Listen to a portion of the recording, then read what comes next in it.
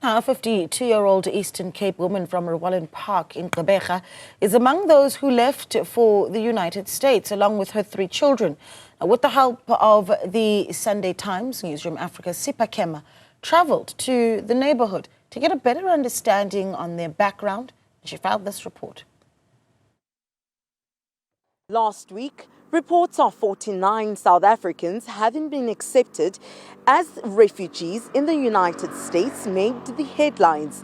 These individuals have been resettled under the U.S. Refugee Admissions Program following an executive order signed by President Donald Trump to provide refuge to Afrikaners and other minority groups in South Africa who claim to face systemic racial discrimination. To qualify under this program, applicants must be South African nationals, identify as Afrikaner, or belong to a racial minority and provide evidence of past persecution or a credible fear of future harm. At Newzroom Afrika, we wanted to see beyond the headlines to understand whether these individuals match the picture that has been painted of farmers under threat, of white South Africans fleeing alleged genocide, and of people facing racial persecution at home. One of those who left is Gqeberha, who is known as Jackie by those who know her, a 52-year-old woman from Gqeberha, the city long referred to as the Friendly City, known for its relaxed atmosphere, but also a high crime rate, especially in the townships.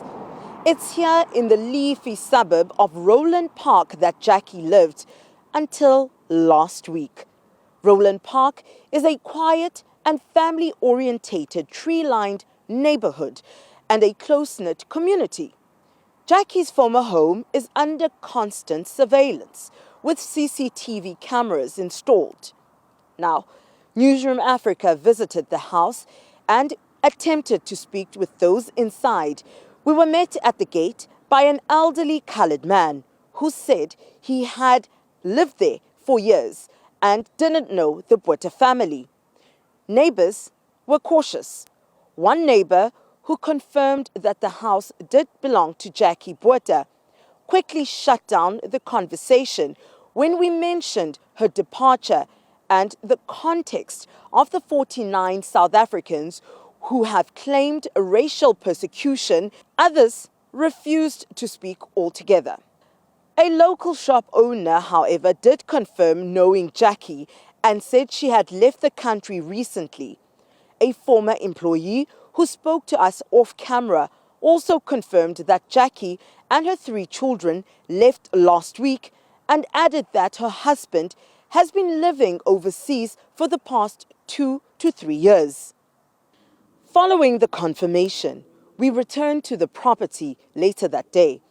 The same elderly coloured man at the gate offered a different version of events, now saying he had only been staying at the house for 2 months and again denied knowing Jackie. Yet, several neighbours and a former employee confirmed to us privately that this is indeed her home and that the man at the gate is likely a relative from her husband's family. Attempts to speak with Jackie's aunt, who lives just 3 houses away, were also unsuccessful. Despite being visibly at home, she did not answer the gate. The reluctance to speak on record was evident across the community, with most people either avoiding the conversation entirely or becoming dismissive when the topic was raised. Gqeberha and her children are gone. Like nearly 50 others, she has quietly left South Africa and entered the United States under refugee status, a decision that rests on claims of racial persecution. In her neighbourhood, those left behind are either unwilling or unable to speak about it. What remains are quiet confirmations and guarded glances behind closed gates. The US has officially opened applications and is reviewing more submissions under this program. For Newzroom Afrika on Channel 405, I'm Sipha Kema in Gqeberha.